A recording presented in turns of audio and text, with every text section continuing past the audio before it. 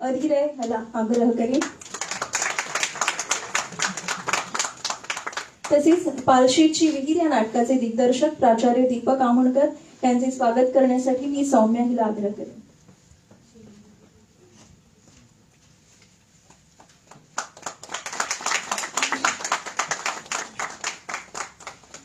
आपल्या या मान्यवरांच्या उपस्थितीने आजचा सोहळा अधिक तेजस्वी झाला आहे. त्यांच्या मार्गदर्शनाने आपण सर्वजण प्रेरित होऊया आणि पुढील कार्यक्रमाकडे वळूया. आता मी रुद्रेश्वर पणजीचे अध्यक्ष श्री योगेश कापडे यांना विनंती करेन की त्यांनी आपले स्वागतपर भाष्य करावे.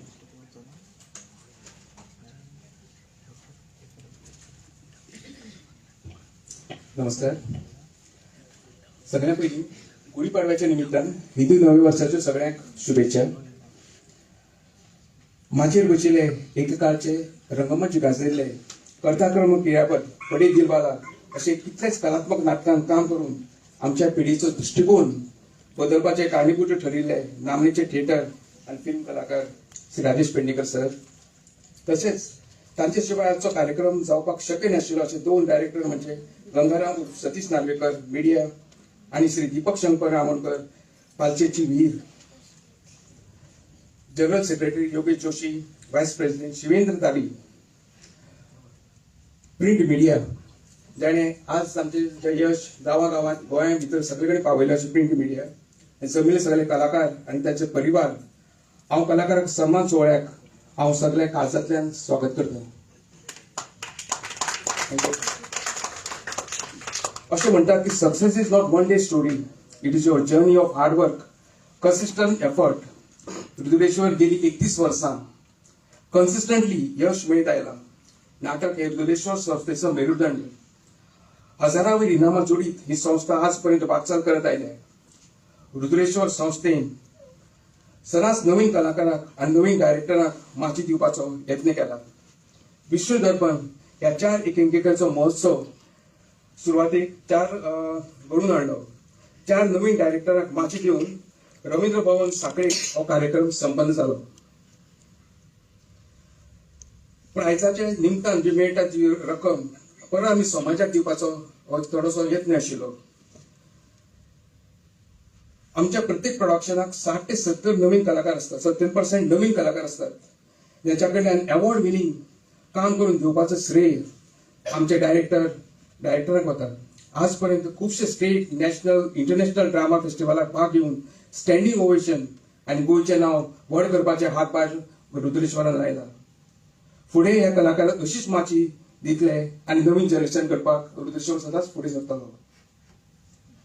ह्या वर्साची सांस्कृतिक सुरवात ही नांदीन जाली. रवींद्र भवन मडगांव आयोजित अखिल गोवा नांदी संस्थेन रुद्रेश्वराक पयलें इनाम फावो जालें आणि ह्या वर्साच्या कार्यक्रमाची सुरवात नांदीमय अशी जाली.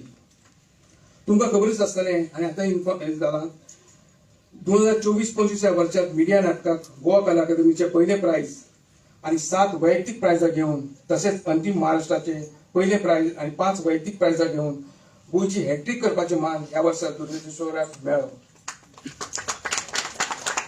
तसेच कार्यक्रम फेस्टिवला भितर 4थ्या वेळा सिलेक्ट जावन ह्या वर्सा पालशेतची विहीर ही मराठी नाटक सादर केलें. डिटेल प्रत्येक डायरेक्टर आपापल्या भाशणांत सांगतलोच. ह्या निमतान जमिल्ले डायरेक्टर, कलाकार, टेक्निशियन हांचे हांव सगळ्याक मनांतल्यान अभिनंदन करता.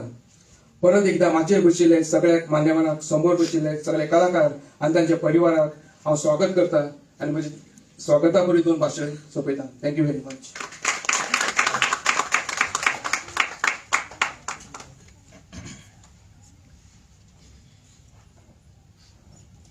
धन्यवाद योगेशबाई. आता मी आमच्या सन्माननीय दिग्दर्शक महोदयांना, जे या यशामागचे मुख्य शिल्पकार आहेत, त्यांना आपले मनोगत व्यक्त करण्यासाठी मी आमंत्रित करते. सर्वप्रथम पालशेतची विहीर नाटकाचे दिग्दर्शक प्राचार्य दीपक आमोणकर सर.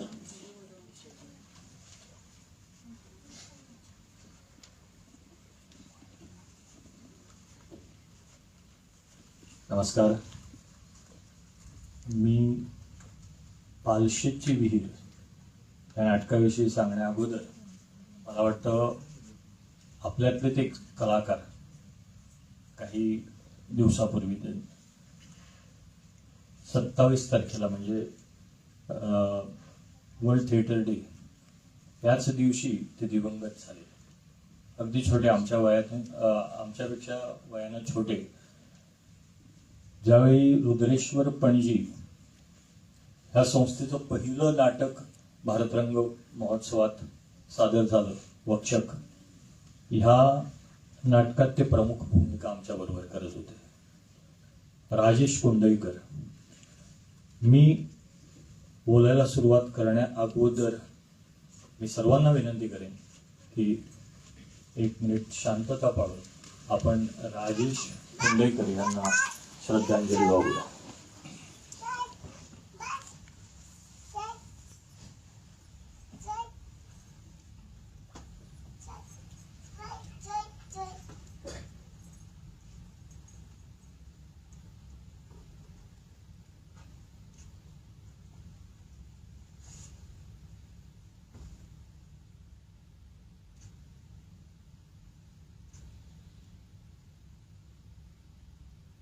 ओम पूर्णमद पूर्णमिदं पूर्णात् पूर्णमुदच्यते पूर्णस्य पूर्णमादाय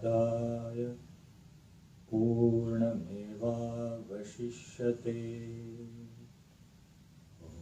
ओम शांति शांति शांति. धन्यवाद. राजेश कुंडेकर हे थिएटर टीचर म्हणून कार्यरत होते आणि अनेक नाटकातून त्यांनी भूमिका केल्या. अगदी साधी सरळ व्यक्ती. त्यांनी ह्या नाट्यकलेसाठी किंवा नाट्यक्षेत्रासाठी खूप मोठं योगदान दिलेलं आहे आणि रुद्रेश्वर तर्फे मी ईश्वरचरणी विनंती करतो की त्यांच्या आत्म्यास चिरशांती लाभो. पालशेतची विहीर याबद्दल सांगण्या अगोदर मी रुद्रेश्वर बद्दल थोडं सांगेन, कारण रुद्रेश्वर शिवाय पालशेतची विहीर काय किंवा मीडिया काय हे शक्यच नव्हतं. रुद्रेश्वरची स्थापना 1993 साली झाली आणि ती वाटचाल त्याची ती खंडित कधीच झाली नाही. गेली 32 वर्ष रुद्रेश्वर म्हणजे सातत्याने वेगवेगळे उपक्रम राबवत आहेत. नाटक हा त्यातील प्राण आहे. दरवर्षी 2 ते 3 नाटकांची निर्मिती रुद्रेश्वर पणजी करत असतो आणि चांगल्या प्रकारचं यश त्याला प्राप्त होत असतं.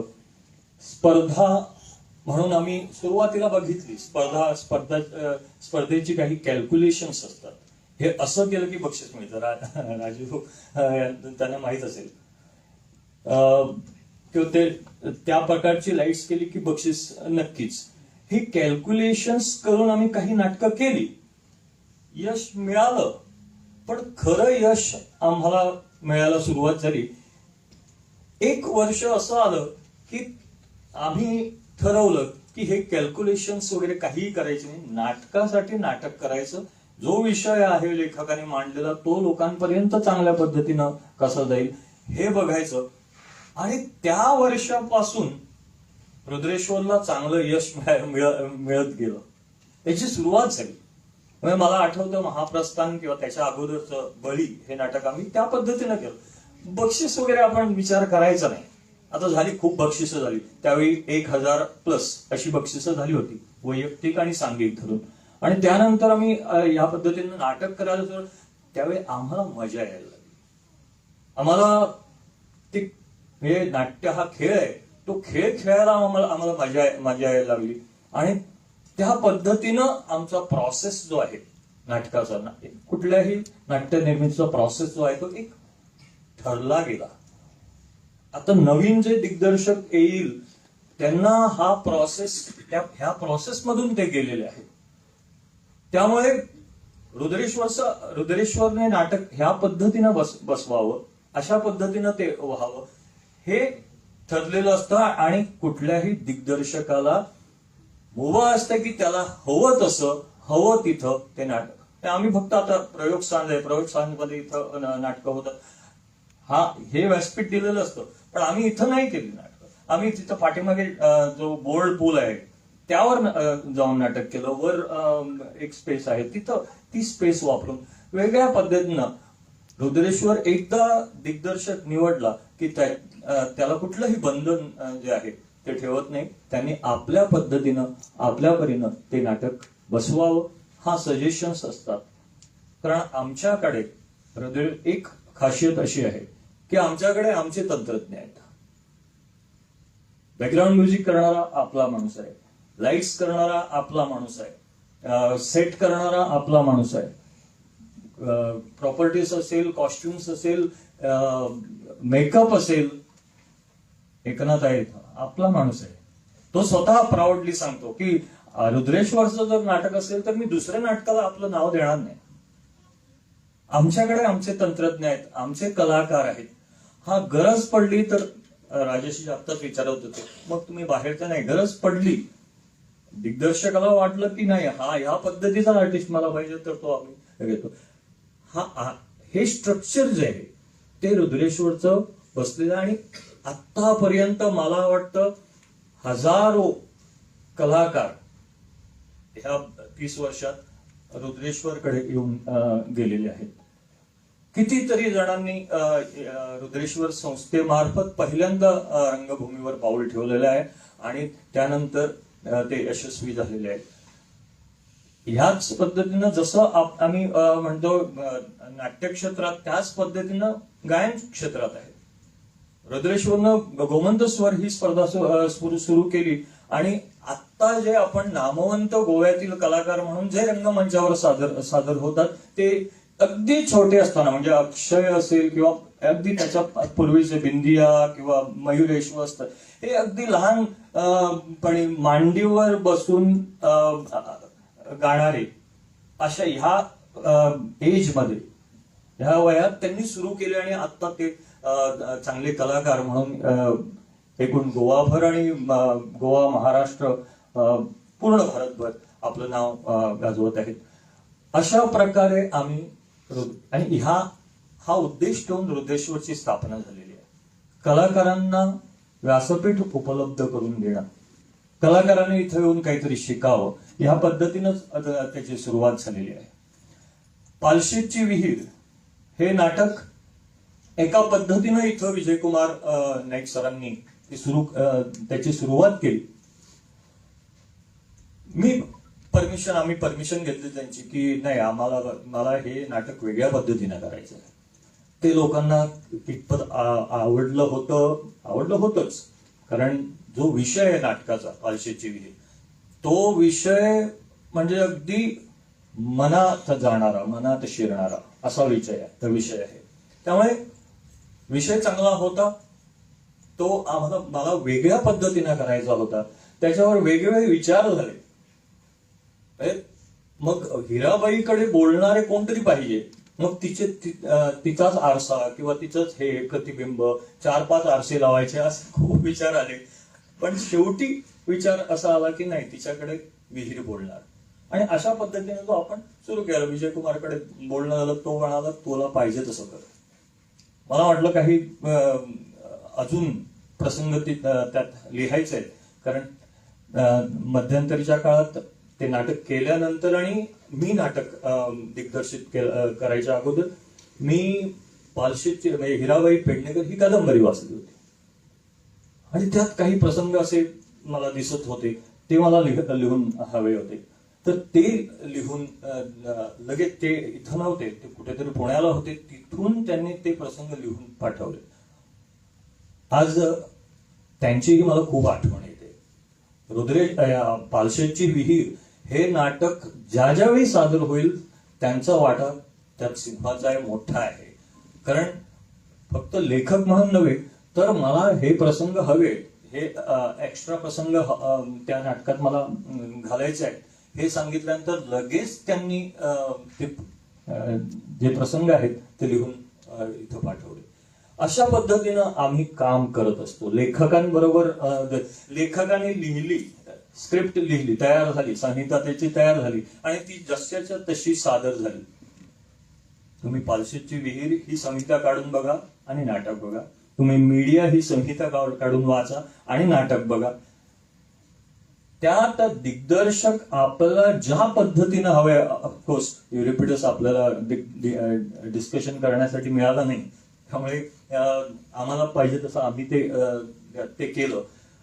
पण जर लेखक बरोबर असेल तर त्याच्याबरोबर डिस्कशन करून ज्या पद्धतीनं आपल्याला विष्णू वाघांच्या अनेक संहिता आम्ही केल्या, त्यांची पण इथं मला खूप आठवण येते ह्या प्रसंगी.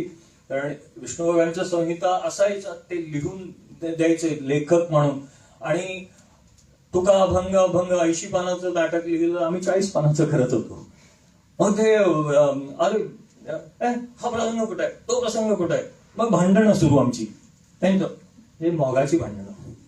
तर ती भांडणं सुरू व्हायला तुम्ही मग त्याला आम्ही सांगायचो, तू डायरेक्ट प्रयोगाला ये, इथं रिहर्सलला येऊ नको. मग ते हा प्रयोग कसा झाला, मग झाला आपण तो प्रसंग घातला आणि प्रयोगावर काही परिणाम झाला.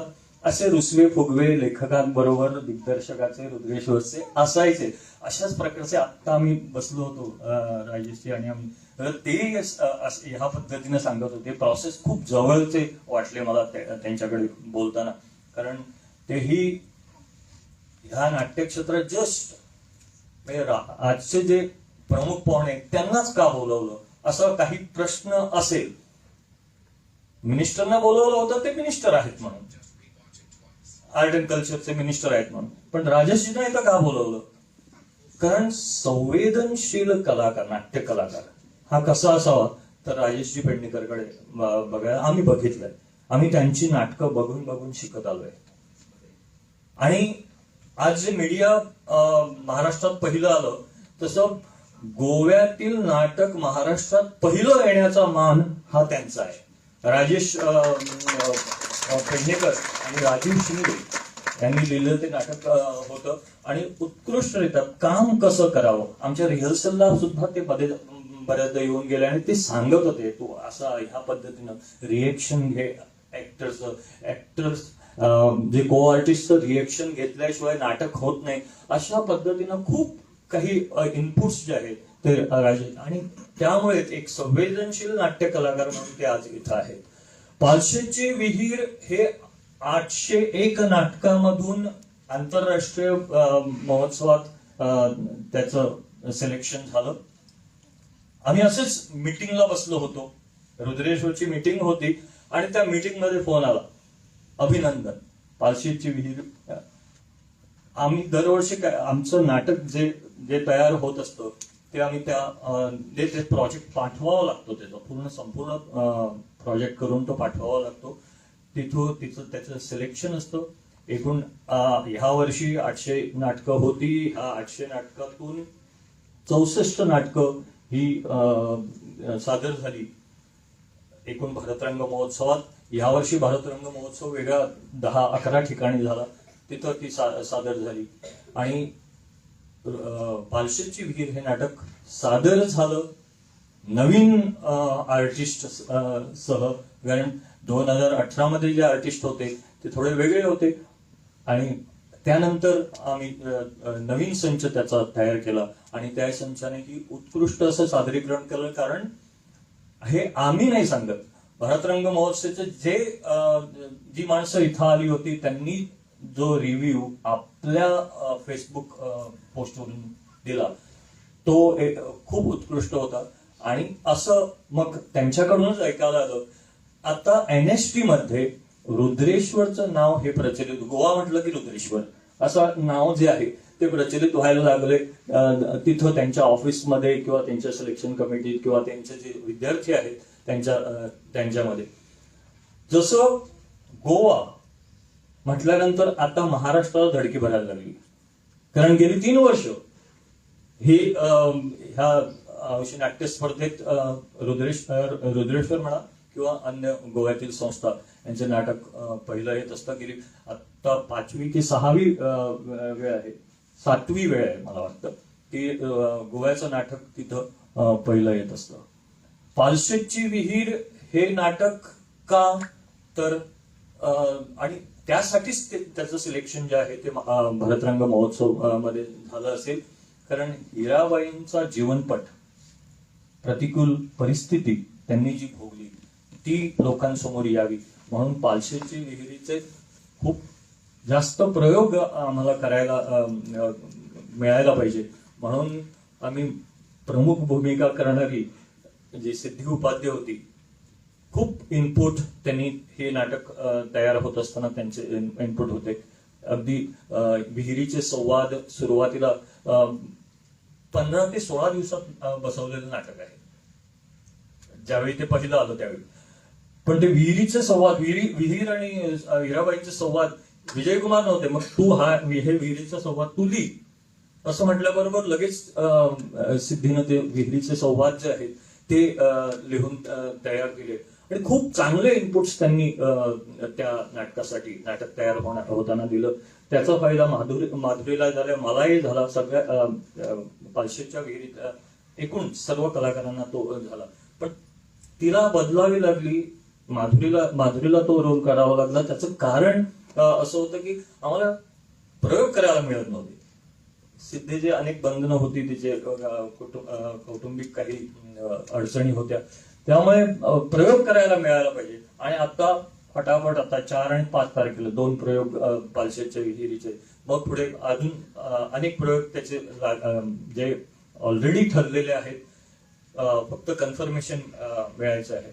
आम्हाला प्रयोग करायला पाहिजे. प्रयोगासाठी प्रयोग नव्हे तर हिराबाई जास्तीत जास्त लोकांपर्यंत पोहोचायला पाहिजे, म्हणून ते रिन्यू केलं, भरतरंग महोत्सवाला आणि तिथं सिलेक्शन झालं. हा एक दिग्दर्शक म्हणून आज मी बोललो असेल, पण ज्यावेळी विजयकुमार नाईक सरांपासून बाकी जे सगळे जे कलाकार, छोट्या मोठ्या भूमिका करणारे कलाकार आता आहेत किंवा पूर्वीच्या संचात होते, ह्या सगळ्यांचं योगदान ह्या पालशेतच्या विहिरी ह्या नाटकासाठी आहे. आणि त्यांना मी सर्व हे श्रेय जे आहे पालशेतच्या विहिरीचं, हे सर्व श्रेय, संपूर्ण श्रेय हे त्यांना आहे. त्यामुळे असा प्रवास रुद्रेश्वर आणि पालशेतची विहीर जसा जमेल, जेवढ्या ह्या वेळेत मला जी वेळ दिली होती, 5 मिनिटं मी जास्त घेतली, पण हा प्रवास सांगायचा प्रयत्न मी केला, तुम्ही तो ऐकला. धन्यवाद.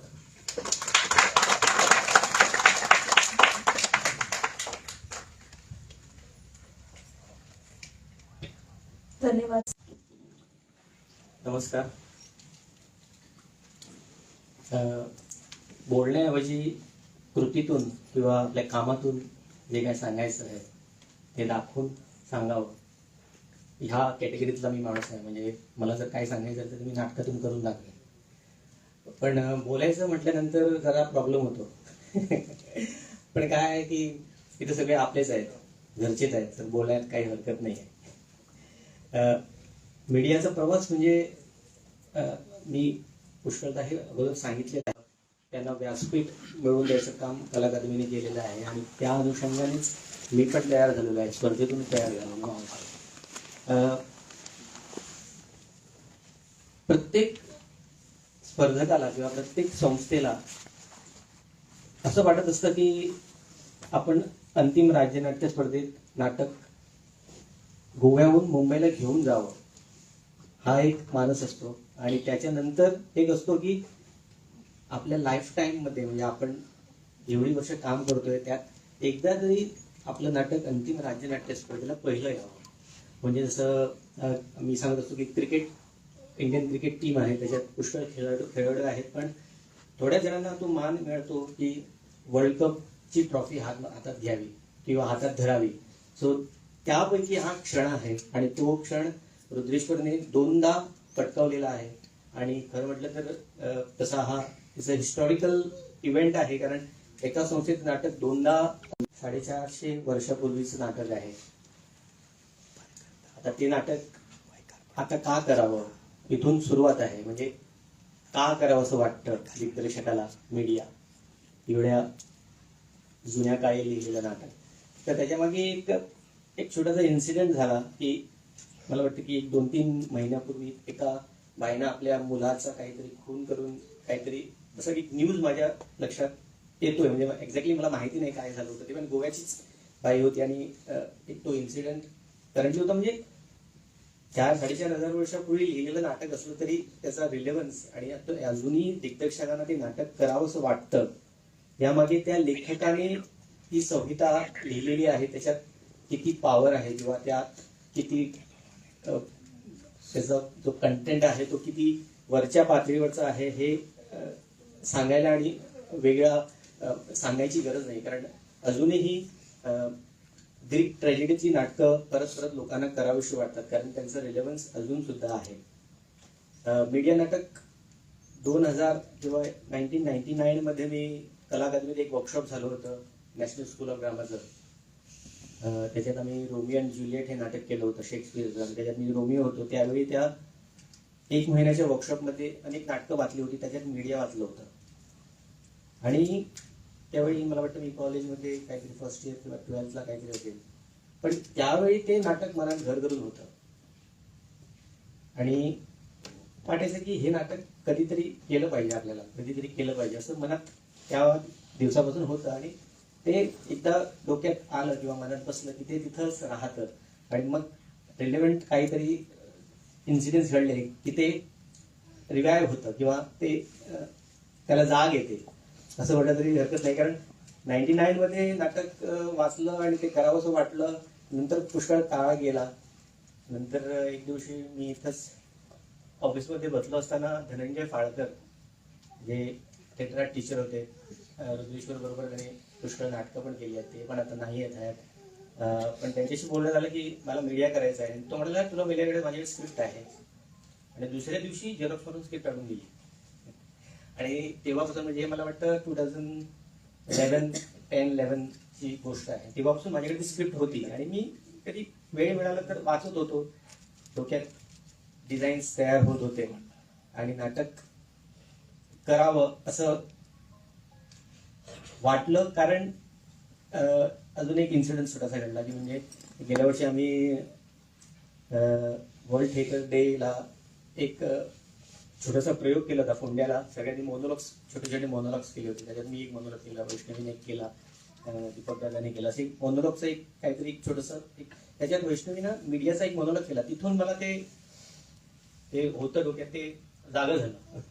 आणि मी वैष्णवीशी बोलणं झालं की आपण मीडिया करूया का. आणि मग हो मीडिया करूया, तर सोलो करूया, सोलो परफॉर्मन्स तिला घेऊन मीडियाचा करूया असं म्हणून मग डिझाईन्स अजून रिवाईव्ह करून ते सुरू झाले. आणि नंतर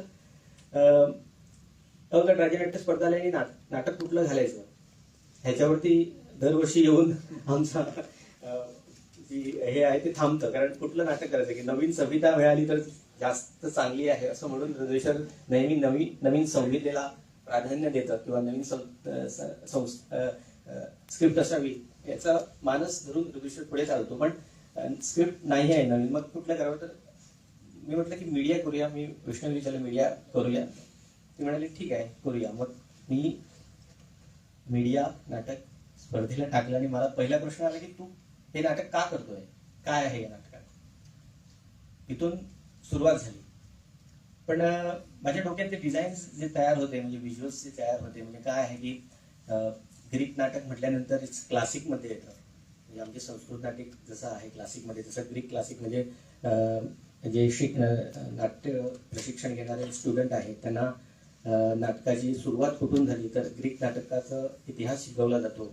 काय होतं, कसं होतं, का सुरू झालं, कुठून सुरू झालं, कशासाठी सुरू झालं, ग्रीक एलिमेंट्स काय आहेत, हे सगळं त्यांना शिकवलं जातं.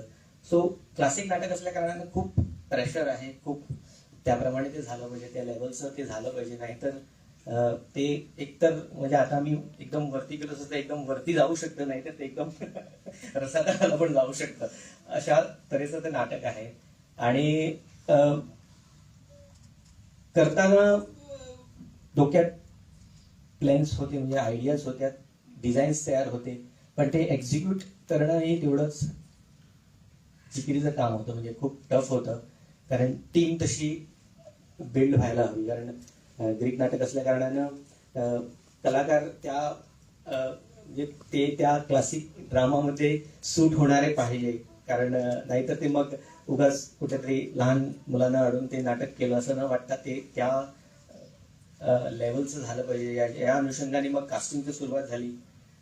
मग त्यामुळेच दीपक आमोणकर सिनियर ऍक्टर आहेत रुद्रेश्वरचे, त्यांना कास्ट करण्यात आलं. आणि मग बाकीचे कास्ट तसे छोटे आहेत पण व्हेरी इम्पॉर्टंट कॅरेक्टर्स.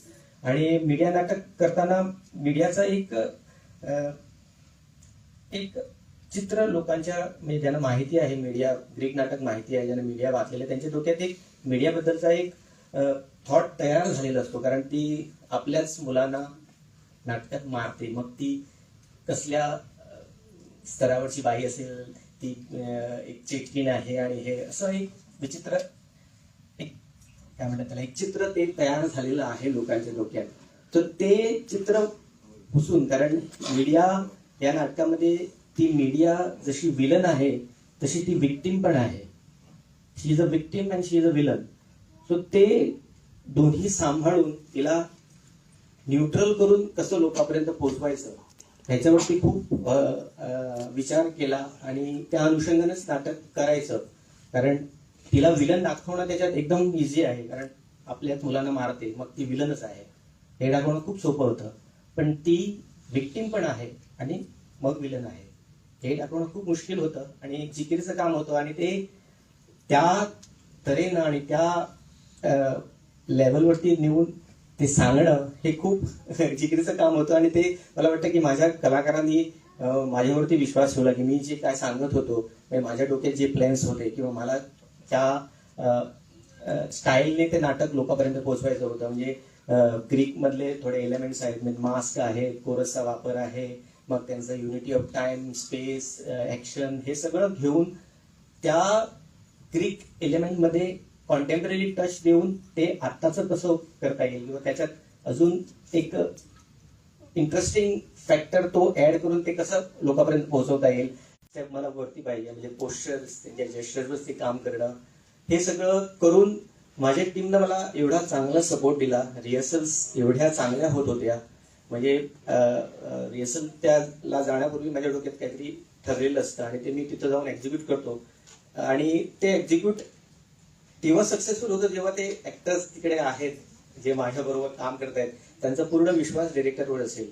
आणि मला वाटतं की मला जी टीम मिळाली होती, मग कोरसमध्ये मी कोरसला परत सांगत होतो की तुम्ही कोरस समजू नका, chorus is a main character of media. सगळ्यात इम्पॉर्टंट कॅरेक्टर जर मीडिया तुम्हाला वाटत असेल तर नाहीये, तो कोरस आहे, असं सांगून त्या कोरसला व्यवस्थित त्या सीन मध्ये कसं इंटिग्रेट करता येईल. तर खूप म्हणजे तुम्ही वाचाल तर it's very difficult script to direct. कारण तसं बघायला गेलो तर ग्रीक नाटक खूपच डिफिकल्ट असतं. ब्लॉकिंग किंवा एकूण बाकीच्या सगळ्या म्हणजे एलिमेंट्स, त्यांचे एलिमेंट्स ठेवून जर तुम्ही बसवल्या गेलं नाटक तर खूप डिफिकल्ट असतं नाटक. कारण chorus all the way is on stage, मग त्या कोरसला तू काय करणार? प्रत्येक सीन मध्ये कोरस आहे, मग त्याला तुम्ही कसं ट्रीटमेंट करणार? इथून ती सुरुवात होऊन त्यांना व्यवस्थित त्या सीन मध्ये ब्लेंड करून कसं करता येईल. मग टेक्निकल गोष्टींवरती खूप रिसर्च करावा लागतो, कारण कॉस्ट्युम पासून त्यांची ज्वेलरी, मग प्रॉपर्टीज, याच्यावरती पुष्कळ काम झालं आणि खूप अगोदर काम झालं. म्हणजे मला वाटतं की आम्ही एवढी रिहर्सल्स कधी कॉस्ट्युम मध्ये घेत नाहीत, पण आमच्या नाटकाची मला वाटतं मीडियाची एकूण 10 ते 15 रिहर्सल कॉस्ट्युम मध्ये झाले आहेत. मग ते कॉस्ट्युम कॅरी करणं, कारण ते कॉस्ट्युम आम्ही एरवी वापरत नाही, तर ते कॅरी करण्यासाठी दररोज कॉस्ट्युम घेऊन येणं, बॅग्स घेऊन येणं, सगळ्यांना कॉस्ट्युम घालायलाच आम्हाला वाटतं की 40 मिनिटं अगोदर रिहर्सलची कॉस्ट्युम घालण्यासाठीच लागत होती आणि मग रिहर्सल सुरू होत होती. म्हणजे एवढं काम डिटेलमध्ये त्या प्रोडक्शनवरती केलं रुद्रेश्वरने माझ्यावरती विश्वास दाखवला आणि सगळ्या कलाकारांनी मला जे पाहिजे होतं ते देण्याचा प्रयत्न केला. कारण कसं काय असतं, मला माझं प्रोडक्शन असलं आणि पहिलं आलं तरी सुद्धा मी कधी सॅटिस्फाय नसतो. पण ह्या नाटकाच्या बाबतीत मला रिहर्सल प्रोसेस एवढा चांगला वाटत होता की मला आय वॉज व्हेरी कॉन्फिडंट की हे नाटक क्लिक होणार. सगळ्यात पहिला त्याच्यामधला मागचा हे होता की हे वेगळं नाटक असेल, म्हणजे स्पर्धेत क्लासिक किंवा संस्कृत नाटकं कोणी करण्याचं ध्येय करत नाही. म्हणजे मी मुंबईला जेव्हा गेलो तेव्हा मला पुष्कळजणांनी विचारलं की तू ग्रीक नाटक घेऊन आलाय, ग्रीक नाटक तुम्हाला मी म्हटलं की हो चॅलेंज घ्यायला रुद्रेश्वरला आवडतात आणि रुद्रेश्वरचे पैसे पण जास्त या प्रोडक्शन मध्ये मी खर्च केले आहेत, कारण त्याप्रमाणे ते झालं पाहिजे होतं. म्हणजे आणि रुद्रेश्वरने बजेटच्या बाबतीत कधीच हात मागे घेतला नाही. जे पाहिजे आहे ते देण्याचा आणि ते देऊन मला फ्री हँड दिला आणि त्यामुळेच हे प्रोडक्शन व्यवस्थित झालं. इथं नाटक पहिलं आलं तेव्हा मला वाटतं की इथं जेव्हा नाटक पहिलं आलं तेव्हाच माझ्या डोक्यात होतं की हे नाटक अंतिमला स्टँड होईल, कारण इथून मुंबईला जाणं म्हणजे इथून नाटक मुंबईला जाणं हेच महत्वाचं असतं.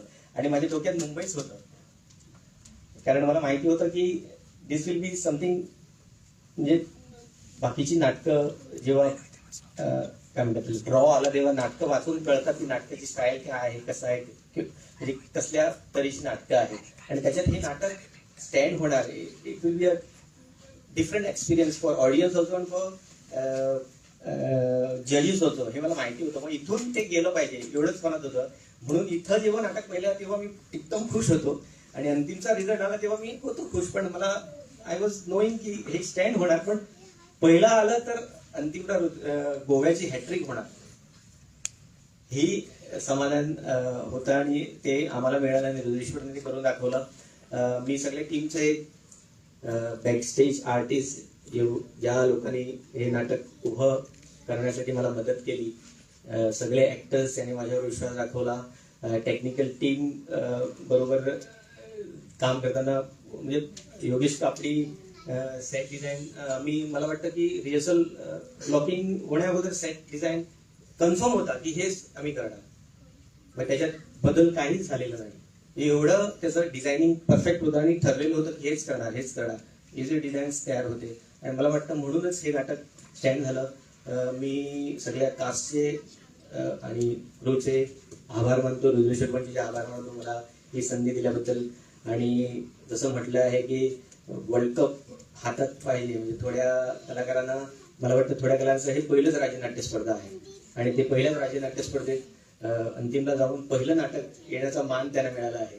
आणि ह्या नाटकात दीपक सिनियर ऍक्टर होते, त्याच्यानंतर मी योगेश जोशी किंवा अजून कलाकार आहेत, ती सेकंड जनरेशन होती आणि एक थर्ड जनरेशन पण होती लहान, म्हणजे पर्व आणि अधिराज, म्हणजे 3 जनरेशन मिळून एक नाटक करत होते. आणि मला पर्वचं इथं स्पेशल मेन्शन करावं वाटतं, कारण अजून लहान आहे पण एवढा सिन्सिअर ऍक्टर आहे. म्हणजे रोज रिहर्सलला मी पण उशिरा येत होतो, पण रोज रिहर्सलला एकदम डॉट टाइम वरती असायचा आणि म्हणजे घेण्यासारखं आहे, कारण आम्हाला सवय नसते की रिहर्सलला टाइमवर येणं, रिहर्सल करणं. पण सर्वप्रथम घरात तो मी सुद्धा लेट झाला तरी तो टाइमवरती येऊन तुला खाली वरती येऊन तुला ऑफिसमध्ये टाइम चालू करून. सो इट वॉज सामान पण उचललं. म्हणजे ओव्हरऑल रुद्रेश्वरमध्ये तुम्ही काम करायला जेव्हा आला तर तुम्ही फक्त ऍक्टर नसतात, तुम्ही एक कलाकार असतात, तुम्हाला सगळं करावं लागतं. तर त्याने ते पण काम केलेलं आहे आणि ही वॉज सो सिन्सिअर की मुद्दामून इथं सांगावं वाटलं मला. आणि मीडियाचे शोज आता येत आहेत, म्हणजे महाराष्ट्रात पुष्कळ जण विचारतात की शो कधी होणार. सो नाटकाचे शोज लवकरात लवकर आम्ही गोव्यात करू आणि महाराष्ट्रातही करू. धन्यवाद आणि नेक्स्ट प्रोडक्शन मध्ये भेटूया.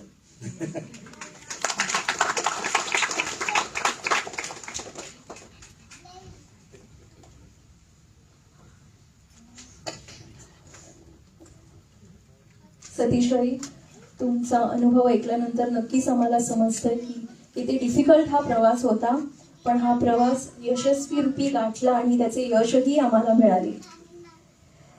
या विशेष क्षणी आपल्यासोबत असलेल्या मान्यवरांपैकी एक खास व्यक्तिमत्व ज्यांनी स्वतः रंगभूमीवर भरीव योगदान दिले आहे आणि अनेक नव्या कलाकारांना घडवले आहे, ते म्हणजे आपले आदरणीय श्री राजेश पेडणेकरजी.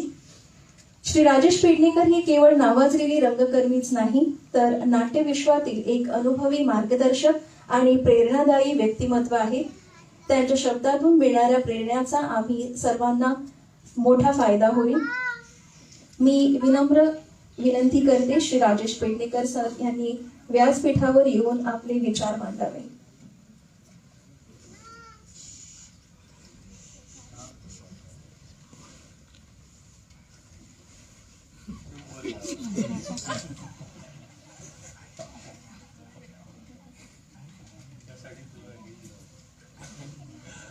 नमस्कार. मेन म्हणजे ऍक्टर असल्याने संवाद फक्त स्क्रिप्ट मध्ये वाचायचे आणि तिथे पाठ करायचे आणि आम्ही सादर करायचे असंच ऍक्टर लोकांचं असतं. पण खरंच असं बोलायचं वाटतं आज की प्रथम ऋग्वेश्वर संघ हा तुमचा एवढी वर्ष 32 वर्ष काही ना काही ऍक्टिव्हिटी करत राहणं आणि एकत्र राहणं म्हणजे मॅक्झिमम सिनियर लोक तर मी अगोदरपासून बघत आहे आणि ते सगळेजण एकत्र आहेत आणि खूप कमी संस्थांमध्ये असं होतं. ती सिन्सिअरिटी आहे. त्याच्यामुळे सुद्धा एक कलाकृती घडवायची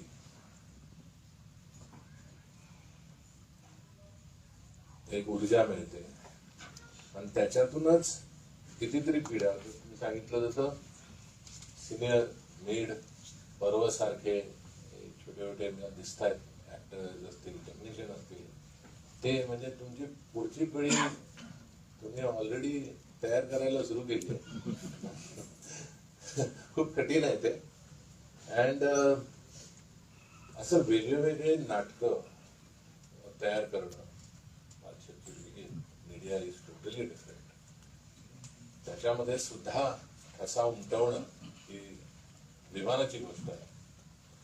त्यासाठी रुद्रेश्वरांचे म्हणजे अभिनंदन की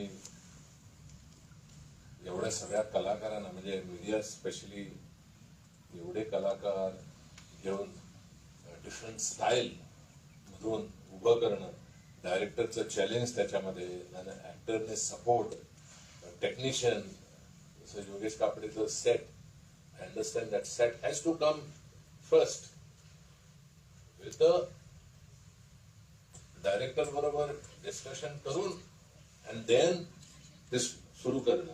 बिकॉज तिथे मिस होऊ शकत नाही कारण का करत ते डायरेक्टर नंतर ते लेवल्सवर काम करणार, लेवल्सवर ब्लॉकिंग करणार.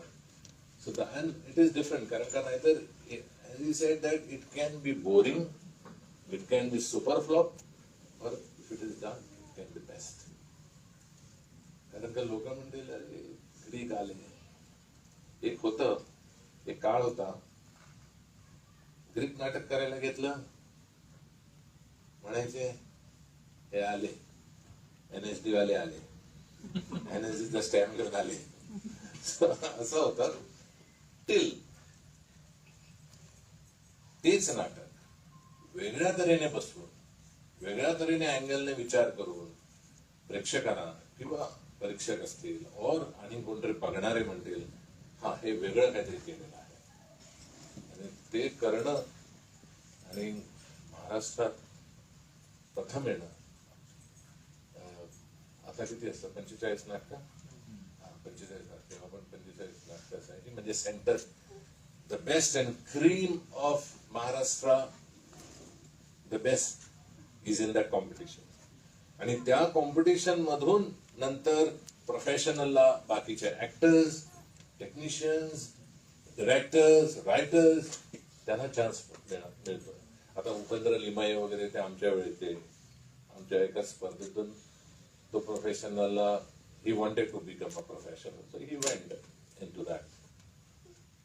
पण हे सगळं म्हणजे अभिमानाची गोष्ट आहे. हे सगळं तुम्ही करता आणि कंटिन्युअसली एव्हरी इयर तुम्ही काही ना काही करतात ती एक वेगळी गोष्ट आहे. आणि त्याच्यामुळे काय होतं, your set of actors get prepared, set of technicians get prepared, आणि एक वेगळी ऊर्जा येते आणि you start thinking something different. आता हा प्रोसेस झाल्याने मला वाटतं की मीडिया सारखं नाटक सुद्धा करायची एक चॅलेंज आली की I can handle this, I can handle this, I can handle this, असं पण करू शकतो. पण त्याच्यासाठी to support director, very important is set of actors. ऍक्टरने प्रत्येकाने ऍक्टर, आता तुमचे सगळे सेट असतील, ऍक्टर्स असतील, those actors have to show lot of sincerity.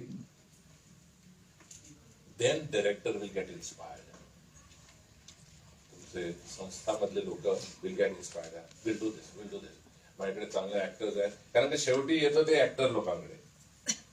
हा, कुठले नाटक कुठलेही काढू शकतो, पण whether you have a set of actors to perform those roles, so तो येतो. म्हणून आता तुमचे जे सेट आहेत ऍक्टर्स असे, आय थिंक त्यांच्यावर माझ्या मते जास्त रिस्पॉन्सिबिलिटी आहे to prepare themselves or to have that sincerity or to create that mood of preparing that any role character which is given. आणि त्याच्यासाठी थोडी एकदम यंग असतील, if संस्था can guide senior people like you, can guide them how to prepare, म्हणजे जसं म्हणतात the actor prepares. So how you can develop, how can you do that, you know? And actor should also come to them. म्हणजे actor लोकांनी पण senior लोकांकडे यावं, कसं मी हे असं आहे रोल, असं करू, कसं करू, असं करू, कसं करू. म्हणजे ऍक्च्युली तुम्ही ह्यांना त्रास द्यायचा, तसं बघायला गेलं. म्हणजे आम्ही तसं, माझा राजू शिंदेबरोबर जास्त संबंध होता. म्हणजे राजू शिंदे मला म्हणायचं, सांगा पिडतो रे आणि हावरट आहे म्हणाले, because I wanted to perform well. मला पाहिजे होतं नाही, मला ते तसंच व्हायला पाहिजे तसं. मग त्याला तो त्रास म्हणत नव्हता. आणि कोणालाही तुम्हाला कोण आले तर it won't be, actually it was his revision, it was his revision of creating, because he was also an actor or director. So for him also it was revision. So when somebody comes to you, so it will be also revision for you. Okay? म्हणून I think actors should keep on talking to your directors, and I don't know how easy they are with you all when the rehearsals. पण एक आहे की you need to be little extra. कारण का आपण एक role करतो ना, see that how it can be more different and more better and to have that edge.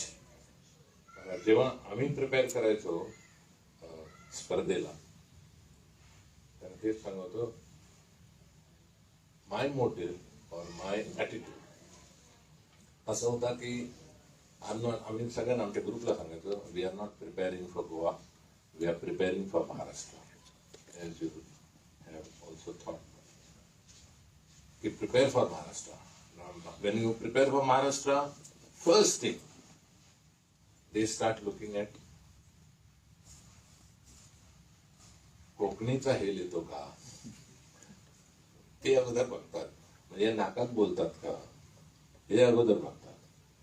तर ती अगोदर ती सुरुवात.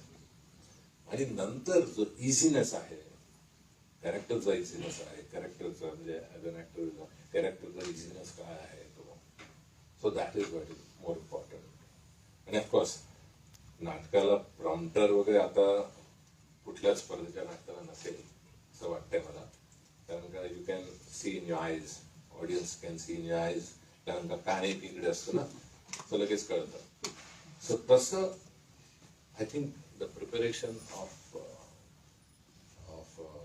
play won't start only from the director. Director only can guide, but the main comes from the actor's response and going beyond the instructions of the director.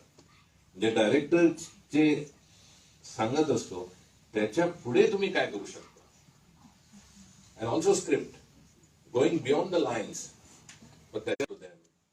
ते त्रास होईपर्यंत तुम्ही विचार करता का त्रास होतोय म्हणून? तेही त्रास होणार, त्यांनाही त्रास होत नसणार तो, पण त्यांनाही बरं वाटेल that there is a understanding, interaction which is going with an actor. जास्त काही बोलत नाही. In fact, I am excited. बक्षीस काय टोकन ऑफ एप्रिशिएशन द्यायला, बिकॉज मला माहिती आहे की प्रथम पारितोषिक मिळणं मुंबईमध्ये म्हणजे फायनल्सला काय असतं ते मी एक्सपिरियन्स केलेला आहे. आणि म्हणजे ग्रुपला आम्ही जेव्हा फर्स्ट आलो आणि त्यावेळी घेणं तो आनंद वेगळा होता. It is because of the group. So all the best सगळ्यांना. अँड अशी नवीन नवीन नाटकं दुर्देश्वर निर्माण करत राहील अशी आशा आहे, कारण का you have great team and consistency and एक इंटरेस्ट असतो to create something better. So again I am saying technician छोट्यातला छोटा तुमचा ऍक्टर असून दे किंवा असे असतात लोक, नाहीतर तो ऍक्टर असतो, नाहीतर टेक्निशियन असतो, नाहीतर रायटर असतो, नाहीतर डायरेक्टर असतो. तो फक्त इकडून फक्त तो सपोर्ट सिस्टम असतो. पण माझ्या मते ती support system is very important. So त्यांना सुद्धा अभिनंदन. या नाटकामध्ये पण काही लोक असतील.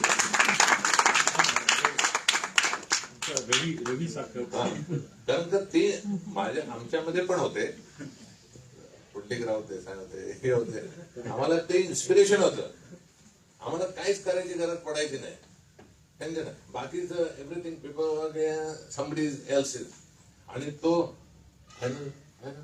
तो सगळ्यात सिरियस. तो असा सिरियस असायचा, त्याला बघूनच चांगलं केलं पाहिजे. म्हणजे हा तोडेल का आपल्याला, हे करेल का, आणि फटकळ जास्त असतात. म्हणजे कुठे बघून तसे होते. एकदा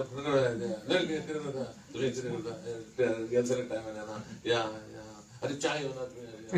सो दे आर किरकिर master, but that is very good for the team, because you require such people in order to have a great production. म्हणून त्यांचं सुद्धा अभिनंदन.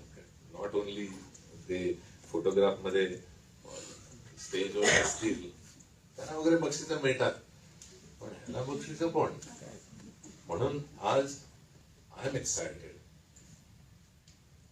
to give awards, I would call that awards, to such people who are not seen anywhere, but they are the pillars. So that is what. And congratulations again. Abhinandan.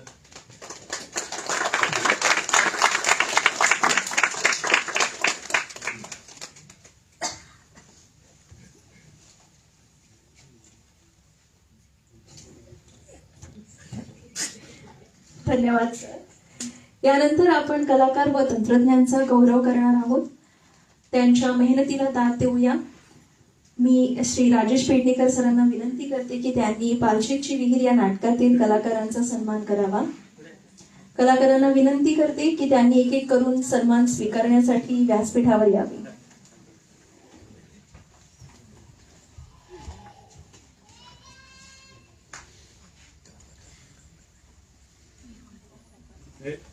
According to chief guest रवी आणि अशोकदा यांच्यापासून सुरुवात व्हावी.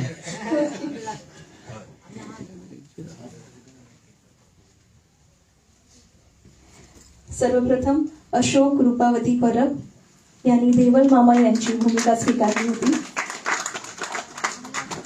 देवल मामा आमचेही मामा.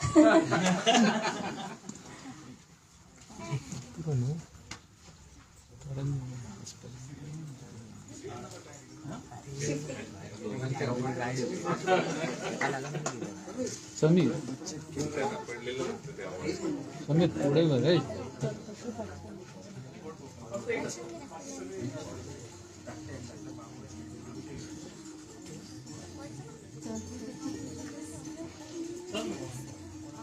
तू इथं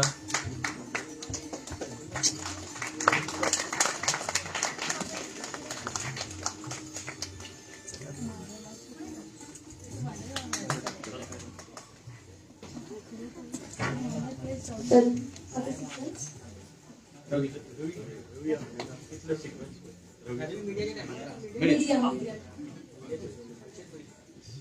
तर नंतर professor Deepak Manikbai Amonkar दिग्दर्शक आणि यांनी नानासाहेब तात्यासाहेब ही भूमिका साकारली होती.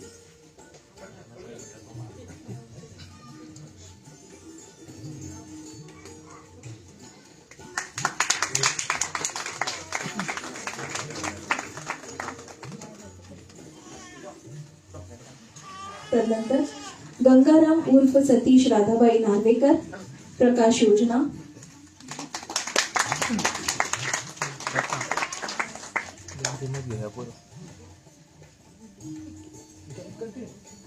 योगेश विद्या कापडी पार्श्वसंगीत आणि नेपथ्य.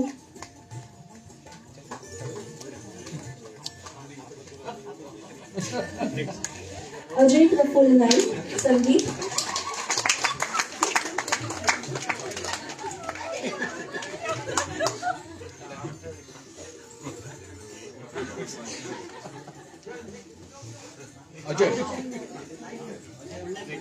एकनाथ पार्वती नाईक रंगभूषा.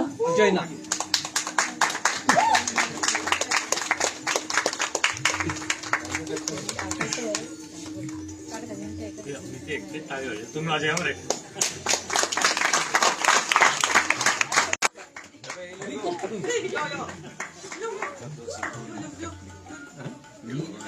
वेद वैशाली आमोणकर संगीत चित्र संयोजन.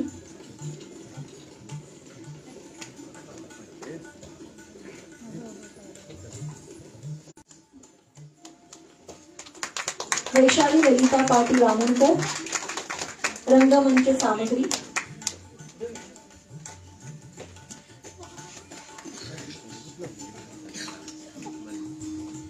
माधुरी राधा शेटकर हीराबाई.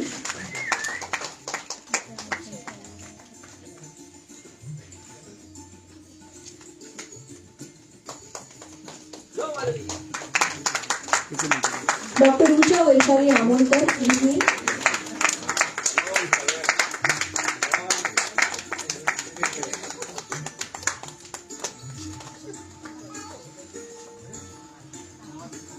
सेजल रीमा शेट्ये हीराबाई. योगीश विनीता जोशी नानासाहेब.